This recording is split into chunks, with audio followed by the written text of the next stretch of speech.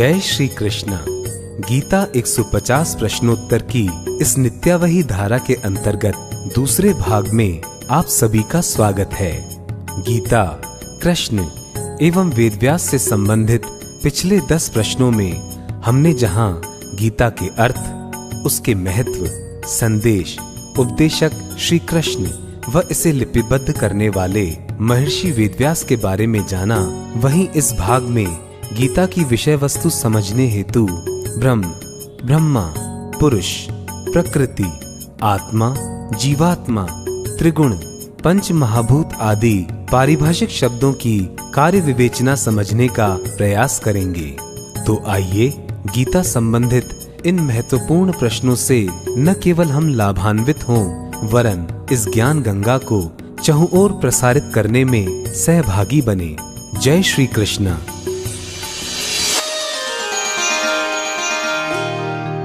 प्रश्न संख्या 11। ब्रह्म क्या है? ब्रह्म यानी बड़ा, सर्वव्यापी, पूरे ब्रह्मांड में व्याप्त सनातन अव्यक्त चेतना का नाम ही ब्रह्म है। चेतना का अर्थ है शक्ति। जिस शक्ति से दिव्य और भौतिक ब्रह्मांड, चांद, सूरज, तारे, 84 लाख तरह के जीव आदि व्यक्त अथवा उत्पन्न हुए हैं, वह शक्ति सनातन अव्यक्त चेतना है। ऐसी शक्ति का मालिक या शक्तिमान परब्रह्म है। इसे यूं समझिए कि मनुष्य के मस्तिष्क में जितनी शक्ति है उसका 4% भाग ही सक्रिय रहता है। शेष 96% शक्ति निष्क्रिय पड़ी रहती है। यदि पूरा मस्तिष्क सक्रिय हो जाए तो कल्पना कीजिए कि मनुष्य कैसा होगा। अवश्य ही वह अवतारी श्री कृष्ण जैसा होगा। ये श्री कृष्ण ही ब्रह्म है, जिसके 2 रूप हैं, निर्गुण या निराकार तथा सगुण या साकार। निराकार ब्रह्म ज्योति स्वरूप है और साकार ब्रह्म श्री कृष्ण है।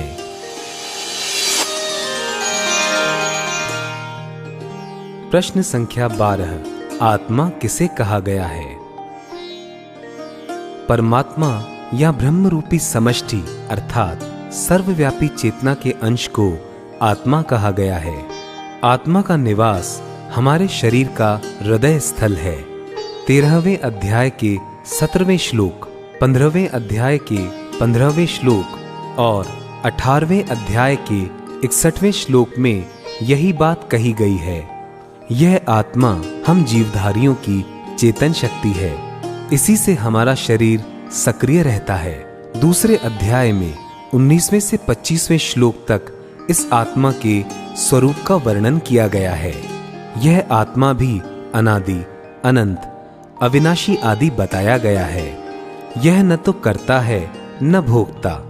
यह छोटे अंगूर के आकार जितनी ज्योति रूप से हमारे हृदय में एक शून्य यानी खोखले स्थान में स्थित है। दिव्य चक्षु से ही इसको देखा जा सकता है।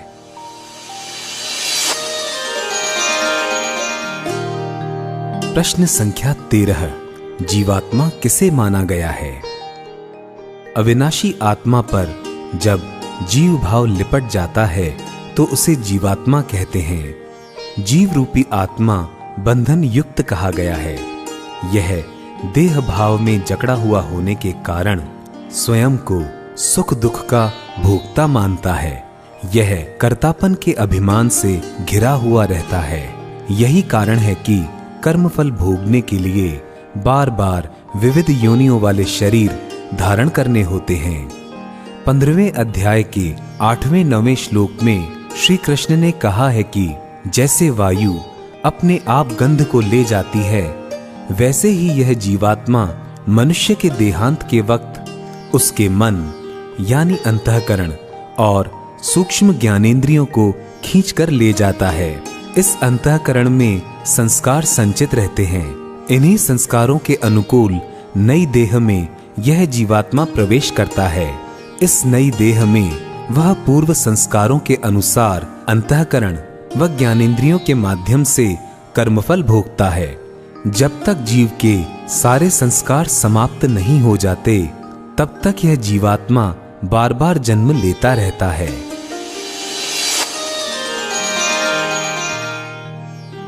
प्रश्न संख्या 14। प्रकृति के विषय में गीता क्या कहती है? इस संसार को बनाने वाली भौतिक शक्ति के सूक्ष्मतम अणु को प्रकृति कहा गया है। यह जड़ शक्ति है, यानी अपने आप सक्रिय नहीं होती, चेतन शक्ति के संपर्क में आकर सक्रिय होती है, फिर महाप्रलय तक क्रियाशील रहती है। इस संसार में जितने भी भौतिक पदार्थ हैं, वे सब इसी प्रकृति रूपा शक्ति के परिणाम हैं। गीता में 7वें अध्याय के 4, 5वें और 6ठे श्लोक में श्री कृष्ण भगवान ने इसी बात को समझाया है। मेरी शक्ति को माया अथवा प्रकृति कहते हैं। प्रकृति यानी शक्ति या ऊर्जा। यह जड़ और चेतन दोनों शक्तियों का संयोग है। विश्व की प्रत्येक वस्तु का अंतिम रूप गैस या ऊर्जा ही है। 13वें अध्याय के 19वें श्लोक में प्रकृति को ईश्वर की अनादि शब्द शक्ति कहा गया है। प्रश्न संख्या 15। क्षेत्र का क्या तात्पर्य है? 13वें अध्याय के आरंभ में भगवान ने क्षेत्र और क्षेत्रज्ञ इन दो शब्दों को समझाया है। क्षेत्र यानी खेत, खेत जड़ है, यही अपरा प्रकृति है। खेत में बीज डालते हैं तब फसल होती है। बीज चेतन शक्ति है। इस तरह क्षेत्र का अर्थ है प्रकृति और हमारा शरीर भी। इस क्षेत्र की सच्चाई जानने वाले को क्षेत्रज्ञ कहते हैं। शरीर में यानी व्यष्टि स्तर पर आत्मा और समष्टि स्तर पर परमात्मा ही क्षेत्रज्ञ है। आत्मा जीव की उपाधिवश या जीव भाव के कारण स्वयं को शरीर मानने लगती है। शरीर और मन यानी अंतःकरण के मिलने पर ही मनुष्य का पूर्ण बनता है। यह नश्वर है, क्षेत्र नश्वर है।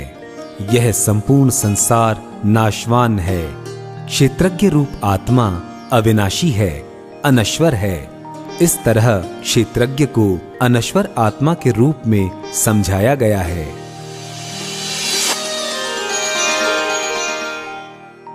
प्रश्न संख्या 16। काल क्या है? यह परमात्मा की नियमन शक्ति है। 11वें अध्याय में 32वें श्लोक में श्री कृष्ण ने कहा है कि मैं लोकों का नाश करने वाला बढ़ा हुआ महाकाल हूँ। इस समय इन सब लोकों यानी मनुष्यों, योद्धाओं को नष्ट करने के लिए प्रवृत्त हुआ हूँ। काल ब्रह्म की परम शक्ति है। इसी शक्ति से शांत या सम्य अवस्था वाली प्रकृति में विक्षोभ हुआ, हलचल शुरू हुई। इससे महत् तत्व व्यक्त हुआ, फिर क्रमशः आगे सृष्टि की रचना हुई। काल एक तरह की परम शक्ति है। इसका स्वभाव निरंतर प्रवाहित होते रहना है। इससे यूं समझो कि एक तरह की निरंतर प्रवाहमान ऊर्जा ही काल है। यह ऊर्जा गले सड़े को, आयु पूरी कर चुके जीवों को, गुण धर्म से खोखले हो चुके पदार्थों को और समय के अंतराल से ठंडे होते जा रहे तारों को नष्ट करती रहती है। महाप्रलय के दौरान यही शक्ति संसार को नष्ट करके मानो अपरा प्रकृति में लीन कर देती है। फिर यह शक्ति उस शांत प्रकृति में क्षोभ पैदा करके सृष्टि क्रम का पुनः आरंभ करती है।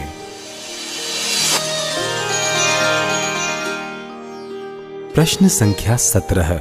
प्रकृति के त्रिगुण क्या हैं? त्रिगुण यानी 3 गुण। गुण का अर्थ यहाँ विशेषताएं, भाव या प्रवृत्ति है। मूल प्रकृति को त्रिगुणात्मक कहने का मतलब है कि परमात्मा की यह माया शक्ति 3 तरह के अलग अलग गुण वाली है, सात्विक, राजसिक व तामसिक। इस तरह गुण 3 माने गए हैं, सत्वगुण, रजोगुण और तमोगुण। ये गुण प्रकृति से ही उत्पन्न होते हैं। एक मूल शक्ति अपरा प्रकृति, उसमें काल शक्ति से हलचल पैदा हुई। इसके परिणाम स्वरूप उक्त मूल शक्ति 3 गुणों वाली हो गई। इसे यूं मान लीजिए कि अलग अलग विशेषताओं वाली 3 शक्ति धाराएं निकलने लगी। तत्पश्चात इस त्रिगुणात्मक प्रकृति शक्ति से ही संसार के समस्त पदार्थों व जीवों की सृष्टि हुई। प्रकृति की त्रिगुणात्मक शक्ति उन लोगों को प्रभावित करती है जो देहाभिमानी हैं, अर्थात अविनाशी आत्मा की उपेक्षा करके अपनी नश्वर देह को ही सत्य मानते हैं। ऐसे अज्ञानी स्त्री पुरुषों में यह त्रिगुण शक्ति शरीर के प्रति ममत्व, आसक्ति और अभिमान पैदा कर देती है। मनुष्यों के जैसे पूर्व कर्म होते हैं वैसे ही इस जन्म में उनके संस्कार होते हैं। संस्कारों के अनुसार ही उनका स्वभाव सात्विक, राजसिक या तामसिक गुणों वाला होता है।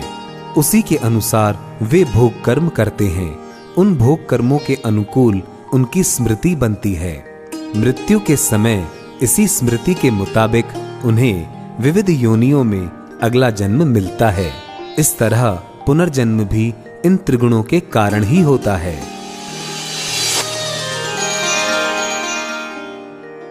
प्रश्न संख्या 18। पंच महाभूत किसे कहते हैं? आकाश, वायु, अग्नि, जल व पृथ्वी तत्व को पंच महाभूत कहते हैं। महाभूत का मतलब वे प्रमुख तत्व जिनसे सृष्टि के समस्त पदार्थ बने। आकाश यानी चारों तरफ का फैलाव। प्रत्येक सौरमंडल का अपना आकाश होता है। उस खाली जगह में तारों का प्रकाश, ताप, वायु की गैसें, जलवाष्प के बादल और पृथ्वी तत्व से उत्पन्न होने वाली वनस्पतियां, पहाड़ आदि फैल सकें। आकाश और वायु तत्व के मेल से बनी वायु गैसें महाविस्फोट के तत्काल बाद हाइड्रोजन गैस के अपार बादल चारों तरफ फैल गए थे।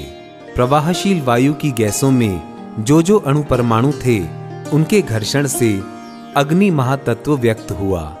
इन तीनों तत्वों के साथ जल तत्व मिलने से जल महाभूत बना। हाइड्रोजन व ऑक्सीजन के परमाणुओं के द्वारा आपस में क्रिया प्रतिक्रिया करने से इस जल महाभूत की अभिव्यक्ति हुई थी। 5वां महाभूत है पृथ्वी। गैसीय परमाणुओं के शीतलीकरण से मिट्टी बनी, धरती बनी।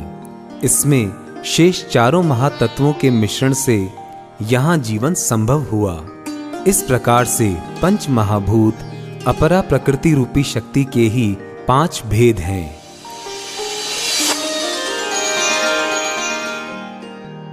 प्रश्न संख्या 19। हमारी इंद्रियों के विषय क्या हैं?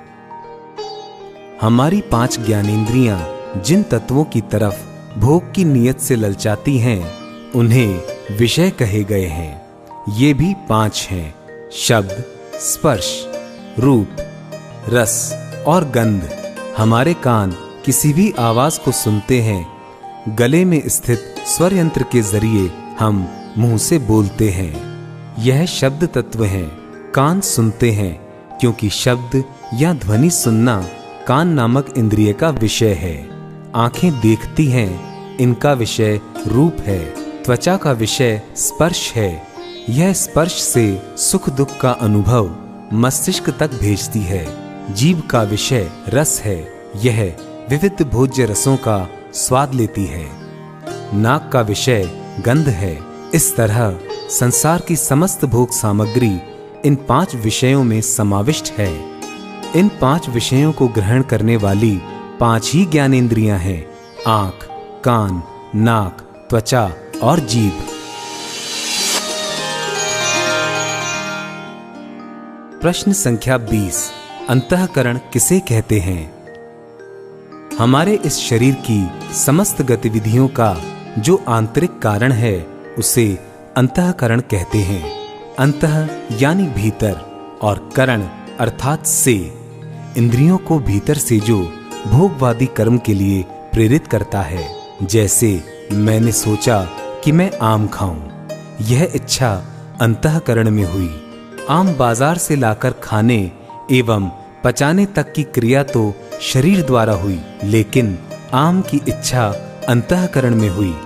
इस तरह भोग से योग तक के सारे कार्य इसी की प्रेरणा से होते हैं। यह इतना अधिक सूक्ष्म और रहस्यमय विषय है कि प्रभु कृपा के बिना समझ में नहीं आ सकता है। मुख्य बात इतनी सी है कि अंतःकरण में मन, बुद्धि और अहंकार समाविष्ट हैं। ये सब प्रकृति के महत् तत्व से उत्पन्न होने के कारण जड़ हैं व नाशवान हैं। इसी अंतःकरण में हमारे कर्मों से बनने वाले संस्कार संचित रहते हैं, जिनके अनुसार हमें पुनर्जन्म मिलता है। यह अंतःकरण भी त्रिगुणात्मक होता है। जब तक यह गुणों के प्रभाव में रहता है तब तक चंचल होता है। गुणों के प्रभावी घेरे से निकल जाने के बाद ही यह स्थिर होता है तथा आत्म साक्षात्कार करके जीव को मोक्ष की प्राप्ति कराता है। यह अंतःकरण ब्रह्मरंध्र में स्थित बताया जाता है। गीता 150 प्रश्नोत्तर के दूसरे भाग में प्रस्तुत विषय सामग्री इस महाग्रंथ की विशालता एवं गूढ़ता का परिचय देती प्रतीत होती है। आज जिन पारिभाषिक शब्दों का उत्तर हमने जाना वो गीता रूपी खजाने की ओर जाते मार्ग पर मिले उन पद चिन्हों की भांति ही हैं जो किसी भी जिज्ञासु को वर्षों की अनवरत खोज के बाद मिलते हैं।